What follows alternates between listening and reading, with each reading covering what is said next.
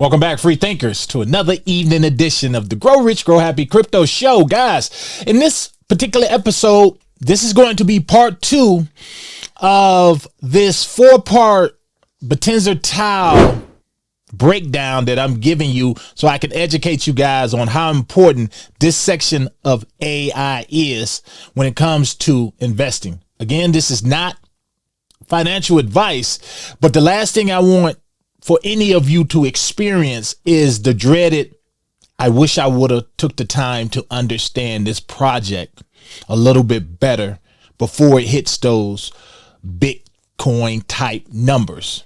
Now, that's not financial advice. That's just my prediction, just though based on everything that I've seen. You want to catch the first part of this particular series that I'm doing. Check out the video that I'm gonna flash up here from, I believe it was Monday. I might have did it, but also I'm going to put this Bittensor TAO documentary down below in this episode so that you this week maybe can go into this weekend and check it out, guys. It will change your life as well as your overall outlook on the future of AI.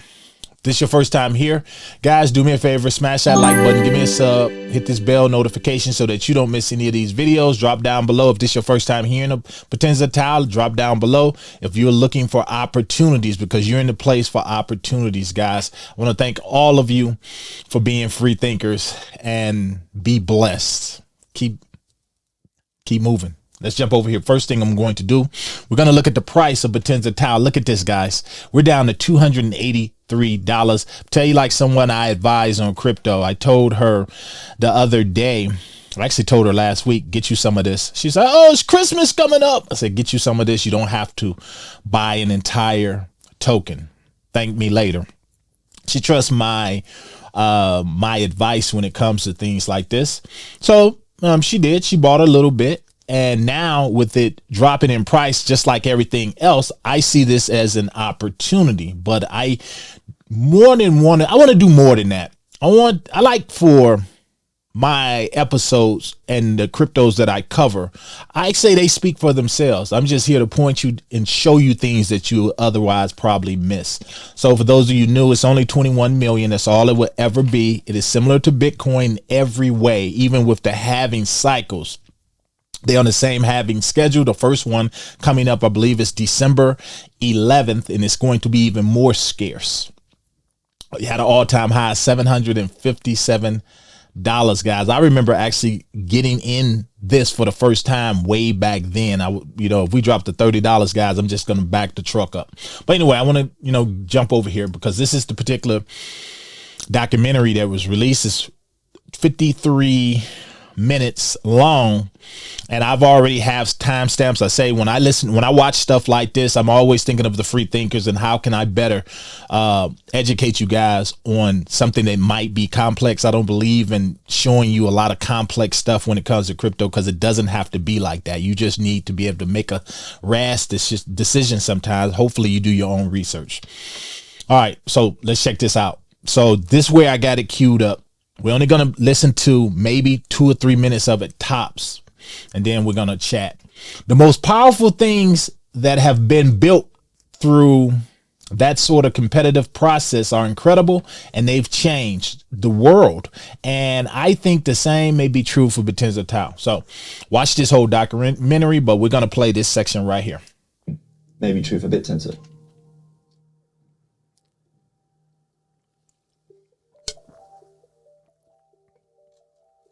So I'm now old enough that I've seen the same fractal repeat several times now. First time I saw it was when the PC freed us from the tyranny of the mainframe, right? So you used to have to ask some guy in a server room to give you an account on a mainframe in a company. But when the PC came along, you could just go buy your own computer and bring it home. And now you had the same thing in your bedroom. And everybody did before long, right?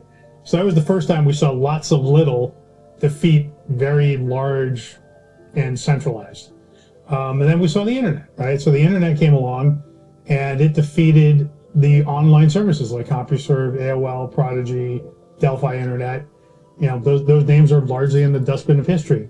The open internet where anyone could add a website or do anything, that became the higher quality, much larger phenomenon. And in both cases, why did these things win? Because you can't fight the whole world. If you make something permissionless, that's where the path of least resistance is. So that's where most people are going to go. That's where the free market's going to exist. That's where the competition is going to exist for the best ideas and the best products.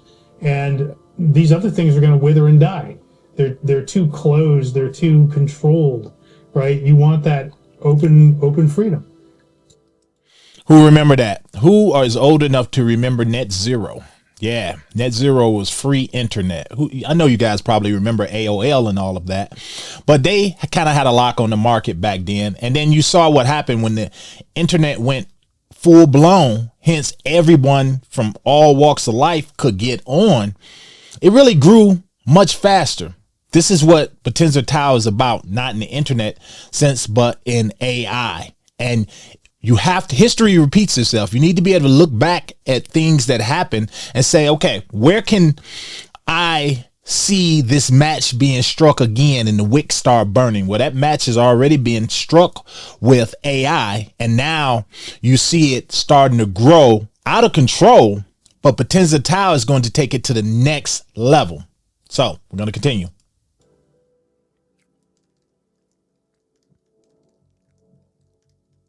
Bittensor will absolutely face backlash in the same way that Bitcoin faced skepticism and backlash since its creation, and there's a few reasons for that. I think with Bitcoin, you had a large number of incumbents whose businesses and business models were at risk, so that, of course they were going to push back.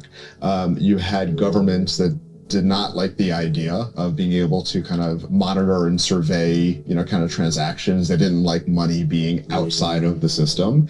But with these decentralized global systems, they're unstoppable. And I think with Bittensor, it's not unstoppable today, but I think it will get to the point where it does become unstoppable. And along the way, it's going to make a lot of enemies. It's going to put certain businesses at risk, and there will be a bunch of... Wait a minute, damn, is they talking about Bittensor or they talking about me?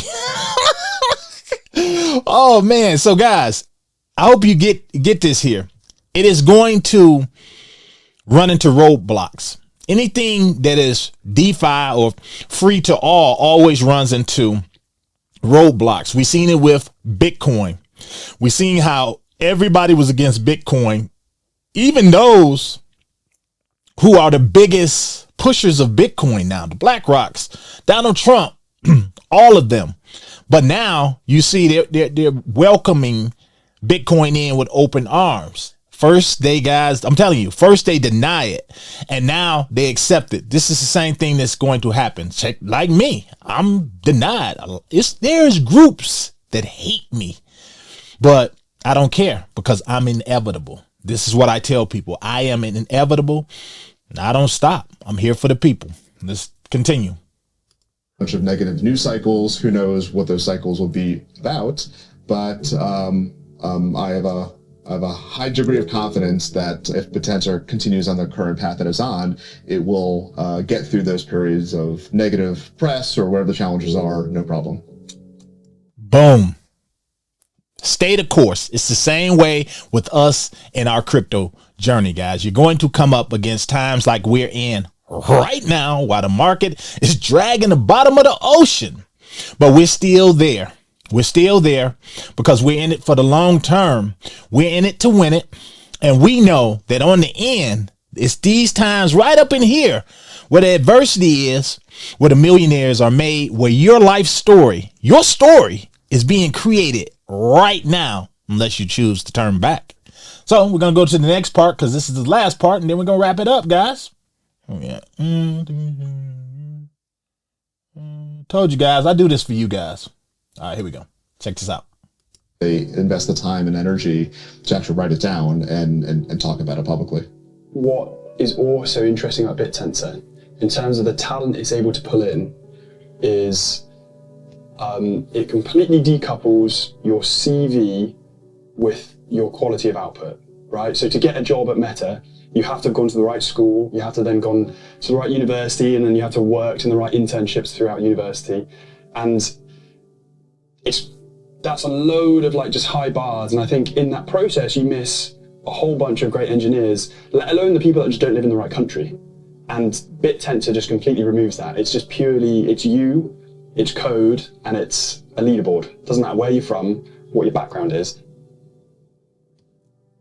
I think that is essential because it means that we're measuring things properly. If you can contribute, you're valuable. And we don't care if you're black, white, gay, short, tall, in Africa, in South America, in Russia. If you're on the axis of the allies, we don't care. Because we're all driven towards each other and aligned through a protocol that is trying to make something bigger than itself. So important. Guys, check out that whole thing. And this was the second part. And I'm going to bring you two more here and there. So do you see now why this is a big deal? And I covered this a little bit in the last episode that I made on this. And I was talking about the competition.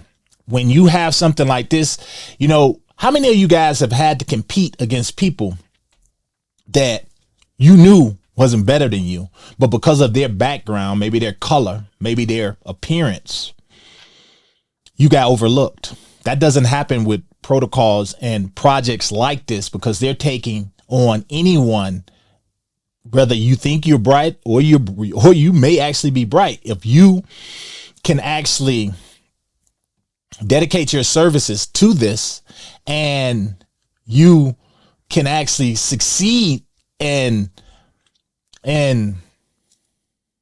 solving some of their problems, then you will be rewarded in the TAO token.